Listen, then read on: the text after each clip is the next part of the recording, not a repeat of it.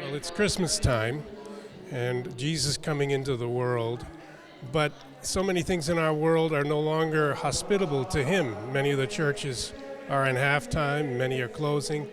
I've heard of churches in Europe that lost so many of the faithful that they haven't reopened even when it's permitted.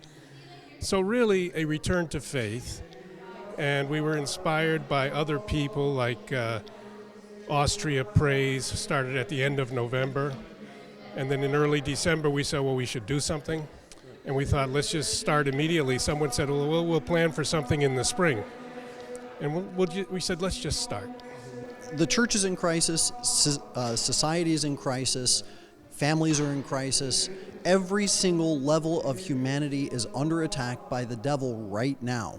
And so the idea behind this rosary right here is to kind of create a spark, a movement as it were, a rosary movement, so that we can have rosary processions all over the country, all over the world, bringing Our Lady directly to the fight, because it's gotten so big and so bad that it's outside of human hands for any kind of resolution.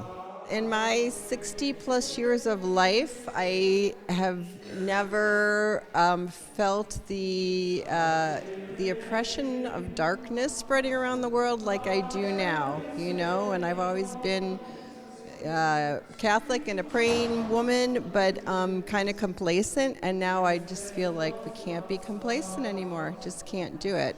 When we're united and we get together like this, in this fashion for Our Lady, make those sacrifices, okay, no, we have to cut homeschooling short, or no, we're not going to do this, and then we say that the prayer is the most important thing. That's why I think Our Lady will help us if we are earnest and add in these extra sacrifices. That's why it was important for us to be here today. At this point, if we're not doing all we can in terms of rosary, Divine Mercy Chaplet, fasting, there's really nothing else we can do. All we have are the spiritual means to fight, and those are the only things that, I, as a lay Catholic, know how to do. When Our Lady says to do something, it means it'll be effective. So we just trust in her. Well, I feel like the rosary is the most powerful weapon we have for this century, and Our Lady of Fatima has given that to us, and that's, like Bob said, that's one thing we can all do. The laity, we can all come together and pray about this.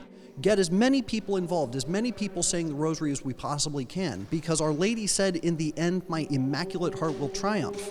And if we are going to see that triumph, we have to bring her to the fight, just as they brought the Ark of the Covenant to the fight when they were walking around Jericho. Well, Our Lady is the Ark of the New Covenant, so we have to process her around the Jericho of today, which is the world.